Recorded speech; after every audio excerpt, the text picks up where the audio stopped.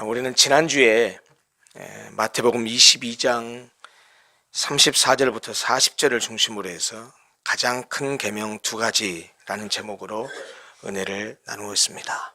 오늘 가장 큰 계명 두 가지에 이어진 연속된 말씀을 좀 나누려고 합니다. 우리가 보았던 지난주의 내용을 간단히 요약하자면 이런 내용이었습니다. 예수님을 시험하기 위해서 율법사가 질문을 던졌습니다. 율법 중에 어느 계명이 큽니까? 라고 질문을 했는데 이 질문에 대해서 예수님께서는 모든 율법을 두 가지로 요약해서 말씀해 주셨습니다. 네 마음을 다하고 목숨을 다하고 뜻을 다하여 주 너의 하나님을 사랑하라. 이것이 크고 되는 첫째 계명이다. 둘째도 그와 같은데 내 이웃을 내 자신과 같이 사랑하라 하신 것이다 라고 예수님이 말씀하셨습니다. 이 말씀은 하나님 사랑과 이웃 사랑 두 계명이 모든 율법을 총망라해서 요약한 가장 큰 계명이다 라는 그런 의미의 말씀일 뿐만 아니고, 보이지 않는 하나님을 사랑하는 것은 보이는 이웃을 사랑하는 것으로 표현되고, 하나님 사랑이 곧 이웃 사랑이다, 이웃을 사랑하는 것이 곧 하나님을 사랑하는 것이다 라고 가르쳐주는 말씀이었습니다. 오늘은 그 말씀의 연장선상에 있다고 말할 수 있습니다. 이웃 사랑이 곧 하나님 사랑이고 하나님 사랑이 이웃 사랑이라고 한다면 도대체 내가 사랑해야 될 이웃은 누구고 또 그 이웃 사랑은 구체적으로 어떻게 하는 것이냐 하는 그런 문제입니다. 오늘 본문은 바로 그런 질문에 대한 예수님의 가르침이 담겨 있는 말씀입니다. 오늘 본문 우리가 함께 읽었었던 이 말씀은 세상 사람들에게도 잘 알려진 말씀입니다. 소위 선한 사마리아인의 비유라는 명칭으로 많이 알려져 있지요. 그런데 이 비유는 예수님께서 한 율법 교사의 질문에 대해서 대답하는 과정에서 주어진 말씀입니다. 율법 교사가 질문했던 첫 번째 질문은 뭐냐면 도대체 무엇을 해야 영생을 얻을 수 있습니까? 라는 질문이었습니다. 그런데 이 질문은 예수님에게 시험하기 위해서, 몰라서 묻는 것이 아니고 예수님을 시험하기 위해서 했던 질문입니다. 이 질문을 했던 율법 교사는 율법에 관한 한 전문가였습니다. 그는 영생이라고 하는 것이 율법을 지키는 것에 있음을 누구보다 잘 알고 있었습니다. 그러면서도 예수님께 이 질문을 한 것은 이 질문에 대한 올바른 대답을 하는지 예수님을 시험하기 위해서, 테스트하기 위해서 했던 질문입니다. 그런데 예수님이 이 질문을 받았을 때 대답을 즉답으로 하시지 아니하시고 오히려 질문한 율법사에게 되물어서 질문을 했습니다. 네가 나에게 무엇을 해야 영생을 얻느냐고 질문을 했는데 네가 율법 교사니까, 율법을 잘하니까 그러면 율법에는 무엇이라고 기록되었고 너는 그 율법을 어떻게 이해하고 있냐라고 물었습니다. 성경 본문에는 이렇게 말씀합니다. 율법에 무엇이라 기록되었으며 네가 어떻게 읽느냐라고 예수님이 질문했습니다. 그런데 율법사는 예수님이 이 반문에 대해서 너무나도 정확하게 대답을 했습니다. 율법사의 대답을 한번 들어보십시오. 이렇게 대답했습니다. 내 마음을 다하며 목숨을 다하며 힘을 다하며 뜻을 다하여 주 너의 하나님을 사랑하고 또한 내 이웃을 내 자신같이 사랑하라 하였나이다. 이렇게 대답했습니다. 율법 교사의 대답은 모범 답안이고 100점짜리 대답이었습니다. 왜냐하면 이 율법 교사가 대답한 이 내용은 구약 율법에 나타난 하나님의 총체적인 요구를 가장 잘 표현한 율법의 진수이기 때문입니다. 사실 우리가 지난주에도 보았고 그리고 이번 주에 지금 보고 있는 이 말씀, 다시 말하면 하나님 사랑과 이웃 사랑은 구약의 율법에 너무나도 명백하게 주어진 명령입니다. 먼저 하나님 사랑에 대해서는 신명기 6장 4절부터 5절에 명확하게 표현해 두었습니다. 하나님 이렇게 말씀하셨습니다. 이스라엘아 들으라. 우리 하나님 여호와는 오직 유일한 여호와시니 너는 마음을 다하고 뜻을 다하고 힘을 다하여 내 하나님 여호와를 사랑하라. 이웃 사랑에 대해서도 레위기에 이렇게 말씀합니다. 레위기 19장 18절에 이렇게 표현되어 있습니다. 원수를 갚지 말며 동포를 원망하지 말며 내 이웃 사랑하기를 내 자신과 같이 사랑하라. 나는 여호와이니라. 모세오경뿐만 아니고 구약 성경을 통틀어서 하나님 사랑과 이웃 사랑은 명확하게 표현되어 있다는 말입니다. 그래서 예수님이 이렇게 대답을 한 이 율법 교사의 질문에 대해서 칭찬하듯이 말씀하십니다. 네 대답이 옳다라고 인정하셨습니다. 그리고 하나님을 사랑하고 이웃을 사랑하라는 율법의 계명을 삶 속에서 행하면 네가 나에게 질문했던 그 질문의 대답, 즉 영생을 얻게 될 것이라고 선언하십니다. 예수님 이렇게 말씀하셨습니다. 네 대답이 옳도다. 이를 행하라. 그러면 살리라. 이런 대화가 오갔으니까 율법 교사가 질문한 질문에 대해서 예수님이 되물었고, 그리고 그 되물은 질문에 대해서 율법 교사가 대답을 했고, 그 대답에 대해서 예수님이 인정하셨기 때문에 그 질문에 대한 대답은 일단락이 됐습니다. 일단락이 됐다고 한다면 대화가 마무리돼야 되는데 율법사가 이 대화를 그치지 않고 두 번째 질문을 계속해서 했습니다. 그 질문의 내용이 그러면 내 이웃이 누구입니까? 라는 질문이었습니다. 27절과 29절 본문에 이웃이란 단어가 등장하는데요. 이 이웃이라는 단어로 쓰인 헬라어 플레시온이라는 단어는 집단적인 의미로 사용됩니다. 이웃이라는 말이. 즉 이 유대인들은 이 플레시온이라는 단어를 어떻게 사용하냐면 같은 유대인과 같은 동족, 자기와 같은 동족, 그리고 또 같은 종교권에 있는 사람을 가리킬 때 쓰는 용어입니다. 바꿔 말하자면 유대 사람들은 이웃이란 단어를 어디에 국한돼서 사용했냐면 나와 같은 동족인, 나와 같은 족속인 사람, 나와 같은 하나님을 믿는 같은 종교를 가진 사람을 이웃이라는 단어를 사용했습니다. 쉽게 말하자면 우리 한국적인 정서로 말하자면 나와 같은 고향 사람, 나와 같은 학교를 나온 사람, 나와 같은 기독교를 믿는 사람, 이런 뭔가 공통분모를 찾아서 그 공통분모 안에 들어온 사람에게 이웃이라는 단어를 사용했다는 말입니다. 그래서 율법 교사와 같은 바리새인들은 자기와 다른 사마리아 사람들이나 이방인들은 이 단어의 범주에서 제외시켰습니다. 다시 말하면 유대인들은 사마리아 사람들이나 이방인들을 자신들의 이웃이라고 생각하지 않았습니다. 하나님을 믿지 않는 사람은 자기의 이웃이라고 생각하지 않았습니다. 자기와 같은 동족, 자기와 같은 하나님을 믿는 사람만을 이웃이라고 생각했다는 말입니다. 그런데 예수님은 그들이 가진 그 이웃에 대한 유대교적 관점을 파기하고 이웃에 대한 전혀 다른 관점을 가르쳐 주십니다. 한 걸음 더 나아가서 하나님 나라의 백성이 가져야 될 새 윤리가 무엇인지를 오늘 이 본문을 통해서 분명히 말씀해 주셨습니다. 예수님은 그것을 가르치기 위해서 비유로 말씀하셨습니다. 그것이 바로 오늘 우리가 본문에 함께 읽었었던 선한 사마리아인의 비유라고 알려진 그 유명한 비유입니다. 이 비유를 보면 그 지리적 배경이 되고 있는 것이 두 도시입니다. 하나가 예루살렘, 하나가 여리고입니다. 예루살렘에서 여리고로 내려간다는 표현을 하고 있는데 예루살렘은 해발 700m 정도의 고지대입니다.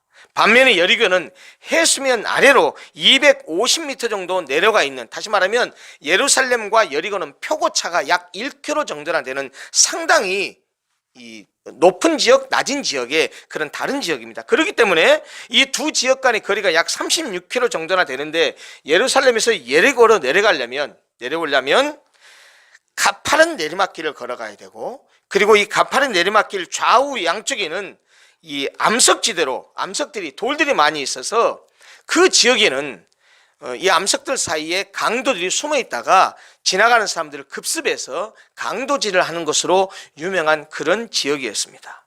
그렇기 때문에 예수님께서 이 비유를 할 때 예루살렘에서 여리고로 내려가다가 강도 만났다라고 하는 이 비유를 하실 때 이 비유를 듣는 모든 사람들, 특별히 이 질문을 했던 율법 교사들은 그 지리적 배경을 잘 알고 있기 때문에 능히 강도를 만날 수 있는 지역이라는 것을 알고 이 예수님의 비유를 듣게 되는 것이죠. 어떤 사람이, 예수님의 비유입니다, 어떤 사람이 예루살렘에서 여리고로 내려가다가 강도를 만났습니다.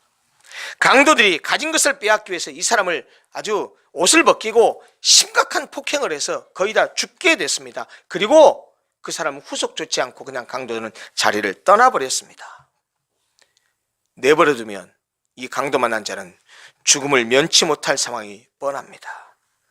강도 만난 이 사람에게는 지금 도움이 절실히 필요한 상황입니다. 마침 제사장이 거기를 지나갑니다. 여러분, 제사장이 어떤 사람이죠? 성전에서 희생 제물을 드리는 일이 주된 업무인 아주 종교적인 사람입니다.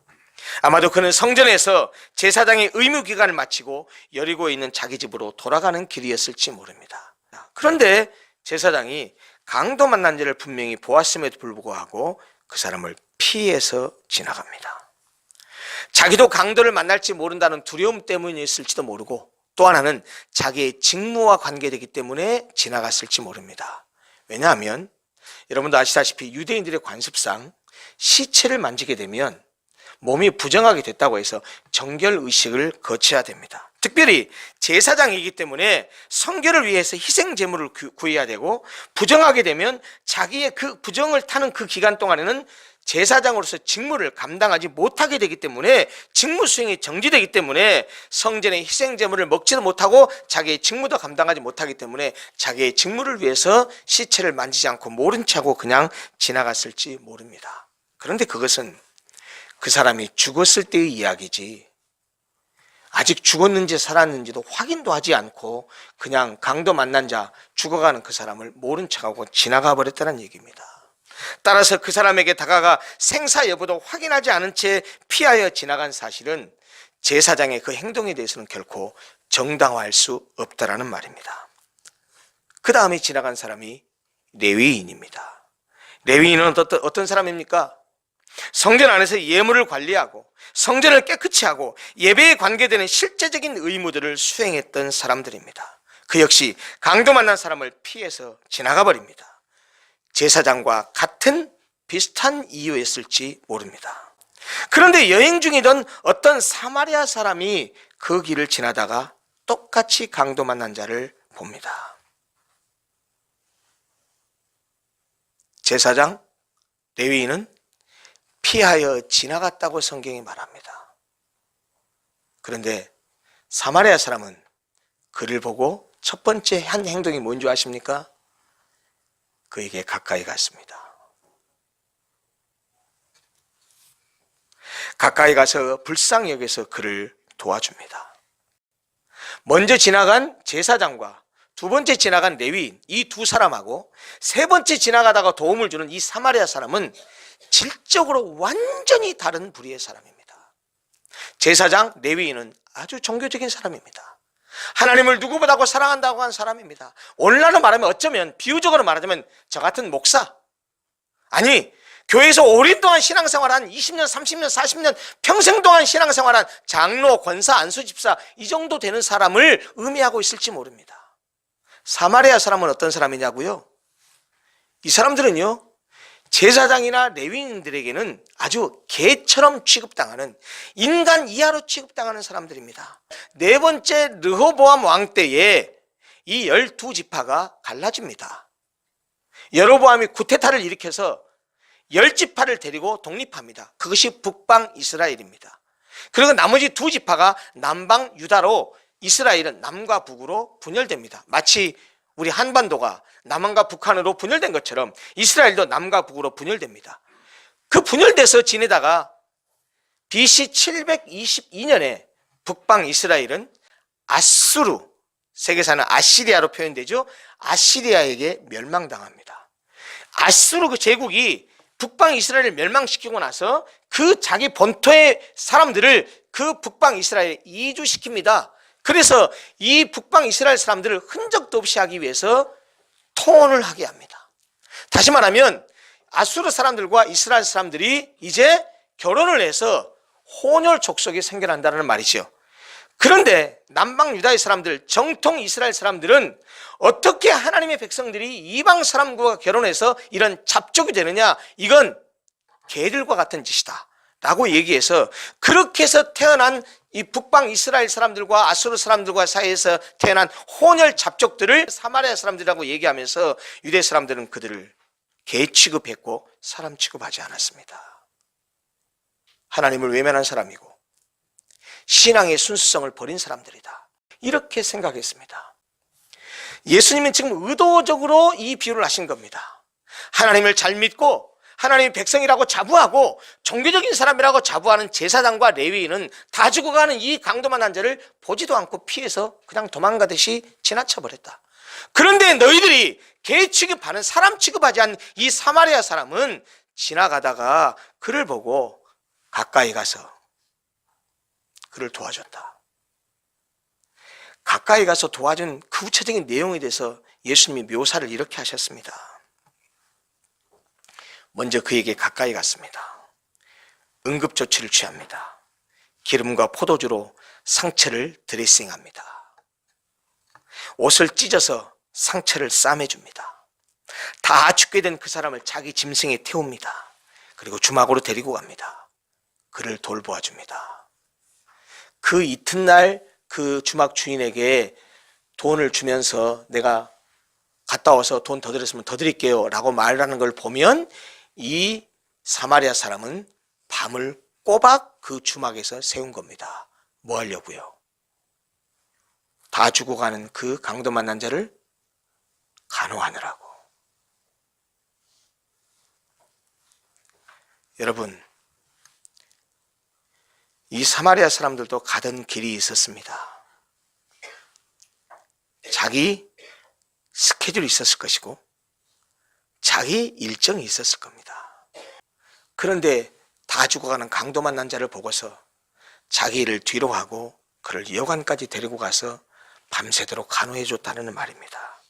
그리고 이튿날 주막 주인에게 돈까지 주면서 돌보아 주라고 부탁합니다. 2데나리온을 지불했다고 합니다. 여러분, 2데나리온이면 돈이 얼마나 될까요? 데나리온은 노동자 한 사람이 하루 동안 일해서 얻은 품삯을 지칭하는 돈 단위입니다. 우리가 감이 잘 안 오죠. 당시에 그럼 데나리온은 어느 정도의 돈의 가치가 있었을까요? 당시 가난한 사람이 돈을 하루에 쓸 때 어느 정도의 돈을 썼냐면 한 데나리온의 12분의 1 정도를 하루에 쓰는 용돈으로 썼답니다. 그러니까 한 데나리온이면 며칠 용돈을 쓸 수 있는 겁니까? 12일을 쓸 수 있는 겁니다. 2데나리온이면 24일, 거의 한 달 용돈입니다. 같은 시대에 유대 지역이 아니고 이탈리아의 하루 숙박비가 데나리온으로 따지면 32분의 1 데나리온으로 이탈리아에서는 하룻밤을 묵을 수 있었다고 합니다. 동시대에.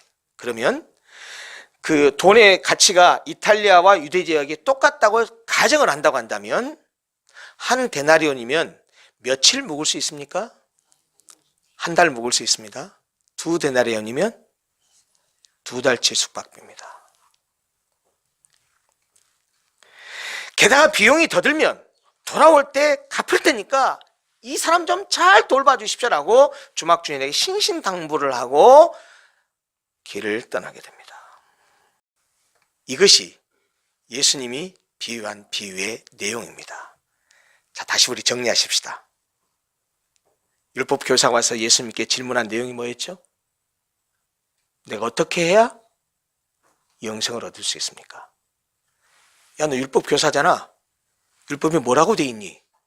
너 율법을 읽어보니까 뭐라고 돼 있어? 율법에는 이렇게 말씀하셨죠.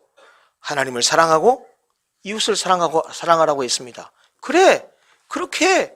그러면 살 거야. 그러면 영생 얻을 거야. 그 다음 질문이 뭐였습니까? 그러면 이웃이 누굽니까? 내 이웃이 누굽니까? 이웃을 사랑하라며요. 그러면 내 이웃이 누굽니까? 라고 질문했더랬습니다. 이 질문에 대해서 예수님이 즉답을 하지 않았다니까요. 비유로 말씀을 하셨습니다. 비유를 다 하고 난 다음에 마지막으로 질문을 하셨습니다. 그 율법 교사에게. 네 생각에는 이 세 사람 중에, 이 세 사람이 누구죠?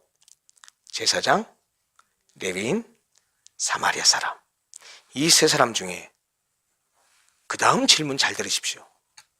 누가 강도 만난 자의 이웃이 되겠느냐?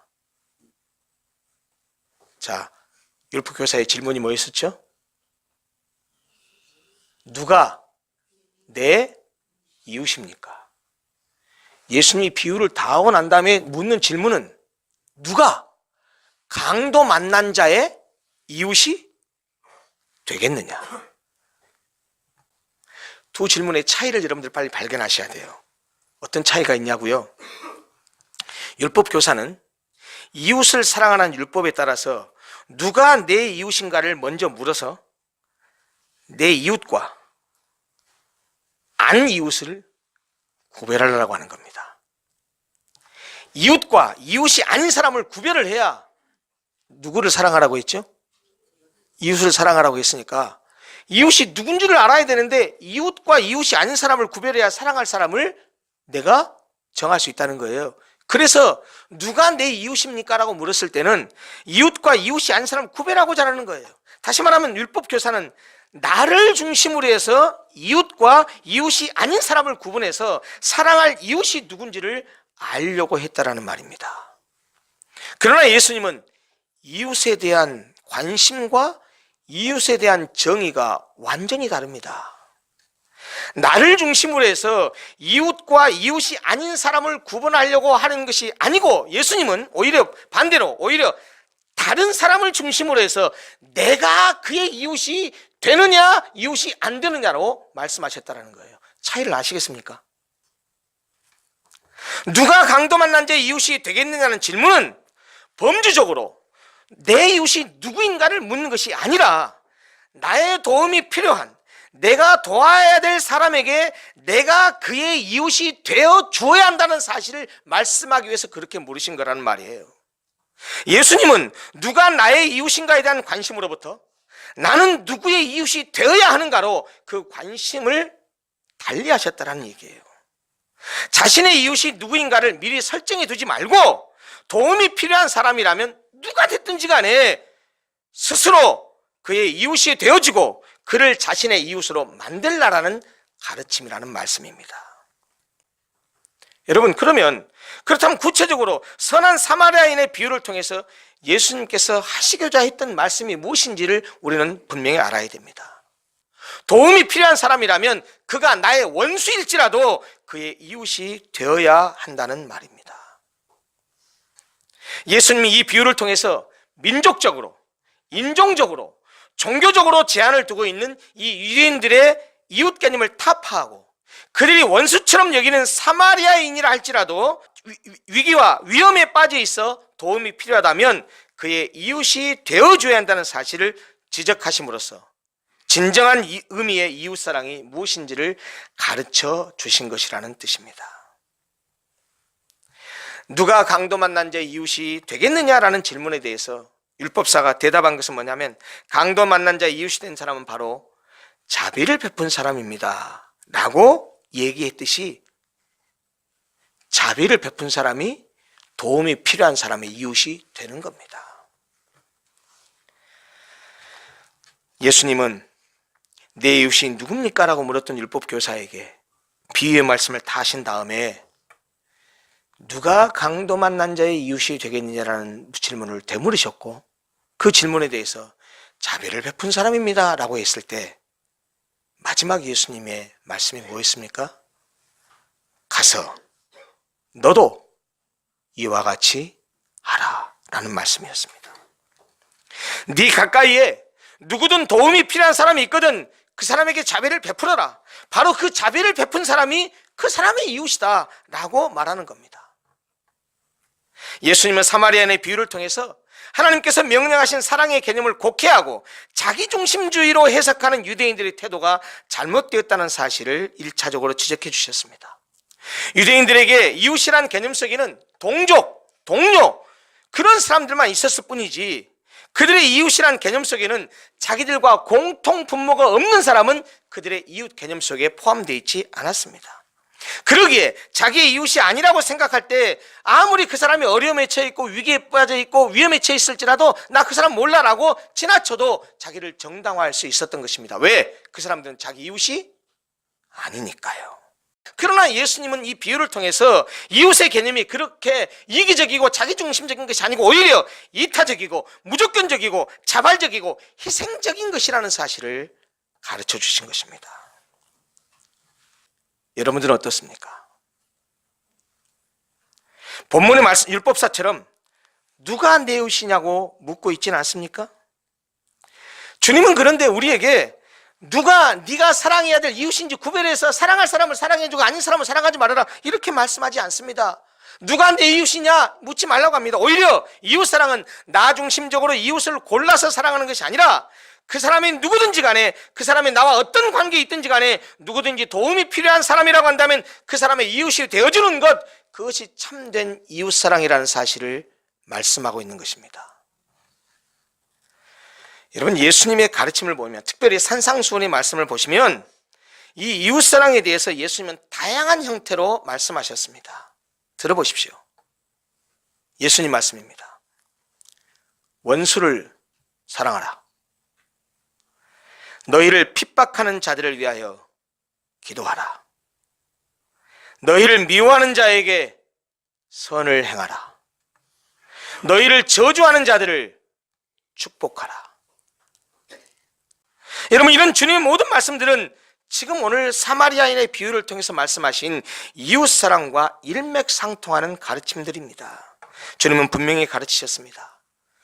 누가 내 이웃이냐고 묻지 말고 도움이 필요한 누구에게나 네가 그 사람의 이웃이 되어줘라. 비유의 말씀을 다 마친 다음에 예수님이 하신 말씀 꼭 기억하십시오. 가서 너도 이와 같이 해라. 어떻게 하라는 말씀이냐고요? 선한 사마리아인처럼 도움이 필요한 사람이 있으면 이것저것 따지지 말고 그냥 도와주라는 겁니다. 가라고 했는데 어디로 갈까요? 가서 너도 이와 같이 하라고 했는데 어디로 갈까요? 멀리 가지 마십시오. 우선 교회에서부터 행하십시오. 교회 공동체는 이 이웃사랑을 실천하는 시험장입니다. 이웃사랑을 실천하는 훈련장이기도 합니다. 교회 안에 성도들을 사랑하면서 이웃사랑을 훈련하는 것이라는 뜻입니다. 우리가 선한 사마리아인의 비유를 자세히 들여다보면 이웃을 사랑하는 길은 값을 치르는 길이라는 사실을 알 수 있습니다. 이웃사랑은 뭔가 희생이 돼야 되고 내가 손해를 봐야 되는 일입니다. 비유의 내용을 보면 어떻습니까? 자신을 위해서 아껴둔 포도주와 기름을 그 사람의 상처를 위해서 부었습니다. 자신이 입고 있던 옷, 상처를 싸매기 위해서 찢어서 상처를 싸맸습니다. 자신의 짐승에 태우는 수고를 감당해야 됐습니다. 자신의 지갑을 열어서 돈을 지불해야 되는 손해를 감수해야 됐습니다. 여러분, 내가 좀 불편하고 힘들어도 내가 감수하는 조그마한 불편과 힘듦이 상대에게 편안함과 안락함과 도움이 된다면 그것을 기꺼이 감수하는 것이 이웃사랑을 실천하는 길입니다. 내가 왜 그걸 해야 돼? 내가 왜 손해를 봐야 되는데? 내가 왜 그렇게 해야 돼? 여러분, 이거는 세상 사람들이 하는 행태입니다. 적어도 예수를 믿는 하나님의 사랑을 받은 사람이라고 한다면 그렇게 살아서는 안 됩니다. 특별히 바쁜 현대인들은 시간을 굉장히 소중하게 생각합니다. 그런데 이웃사랑을 실천하기 위해서는요, 시간도 들여야 될 각오를 해야 됩니다. 일정의 차질을 빚어서 손해와 불편을 감수할 수도 있습니다. 여러분, 구체적인 예를 들을게요. 곧장 가는 것이 편하고 빠른데 조금 돌아가더라도 차가 없는 교인을 바래다 주거나 내가 들려서 픽업해 와서 교회로 모시고 오는 것, 그것이 이웃사랑을 실천하는 길입니다. 나도 피곤하고 바쁘지만 식사 준비에 나도 손을 같이 보태는 것이, 그것이 이웃사랑이요 하나님 사랑입니다. 내가 왜 그렇게 굳은 일을 해야 돼? 내가 얼마나 고상한 사람인데? 내가 그렇게 부엌 일할 사람 아니야. 여러분, 제가 자주 말씀드리지만 예배당 문턱을 넘는 순간 세상에 있는 모든 계급장 다 떼고 오십시오. 예배당 문턱을 넘는 순간 학벌 자랑하지 마십시오. 세상의 지위 자랑하지 마십시오. 예배당 문턱을 넘는 순간 우리는 공통 분모가 하나밖에 없습니다. 하나님의 은혜가 필요한 죄인입니다. 많이 배웠으면 뭐하고, 사회적인 지위가 높으면 어디다 써먹겠습니까? 우리가 예배당에 하나님께 예배드리러 나올 때 왜 나옵니까? 하나님, 나는 죄인입니다. 주님의 은혜가 필요한 죄인입니다. 하나님, 나를 받아주시고 나에게 은혜를 베풀어 주십시오. 그래서 우리가 예배당에 찾아 나오는 거 아니겠습니까? 귀찮기도 하고 하기도 싫지만 한 달에 한 번 하는 교회 청소, 함께 나와서 같이 힘을 보태는 것, 그것이 교회에서 훈련하는 이웃사랑입니다. 아무리 경제적으로 여유 있는 성도가 밥을 사고 커피를 사는 것을 넙죽 받아먹기만 하는 것이 아니라, 가끔은 나도 성도들을 사랑하고 성도들을 섬기고, 나도 커피 한 잔 사고 나도 5,000원짜리 식사 한 끼 대접하는 것, 그것이 이웃을 사랑하는 길입니다. 내 지갑을 열고 내 집으로 초대하는 것, 그것이 교회에서 하는 이웃사랑의 첫걸음이라는 거예요. 여러분, 교회에서 이렇게 하지 않는 사람이요, 절대로 세상에서 이웃사랑하지 않습니다. 사랑하는 성도 여러분, 십자가에서 대신 죽어주신 예수님을 통해서 모든 죄를 용서받고 영생과 천국을 선물로 주신 하나님의 사랑을 받은 그리스도인들은 우리가 받은 그 사랑으로 우리의 도움을 필요로 하는 자들의 이웃이 되어줘야 되는 사람들입니다. 우리 교회가 지향하는 예수 그리스도를 삶의 주인으로 고백하는 사랑과 섬김의 공동체라고 하는 것이 오늘 주님이 말씀하신 그 가르침의 요지입니다. 내가 조금 불편을 겪고 내가 힘들고 내가 귀찮은 그것으로 상대에게 도움을 줄 수 있다고 한다면 그것을 기쁘게 감당하는 것이 그리스도인들의 모습입니다. 그리고 그것이 바로 하나님을 사랑하는 것입니다. 사도 요한의 이 말씀을 꼭 기억하십시오. 누구든지 하나님을 사랑하노라 하고 그 형제를 미워하면 이는 거짓말하는 자니. 눈에 보이는 형제를 사랑하지 않으면서 눈에 보이지 않는 하나님을 사랑한다라고 하는 것은 거짓말입니다. 있을 수 없습니다. 여러분 꼭 기억하십시오. 신앙은, 참 신앙은 머리가 아닙니다. 생각이 아닙니다. 이론이 아닙니다. 신앙은 삶이요, 신앙은 행동이요, 신앙은 실천입니다. 사랑하는 성도 여러분, 내가 어떻게 영생을 얻을 수 있습니까? 라는 질문에 대해서 율법에는 뭐라고 되어 있니? 하나님 사랑하고 이웃 사랑하라고 되어 있습니다. 그래? 그렇게 행해라. 그러면 영생 얻고 그럼 네가 살 것이다. 이웃이 누굽니까? 선한 사마리아인의 비유를 다 마치신 다음에 예수님이 결론적으로 되물었던 이 질문과 예수님의 말씀을 꼭 기억하십시오. 네 생각에는 이 세 사람 중에 누가 강도 만난 자의 이웃이 되겠느냐? 자비를 베푼 자입니다. 그래? 그러면 가서 너도 이와 같이 하라. 이 주님의 말씀을 꼭 기억하시고 따지지 말고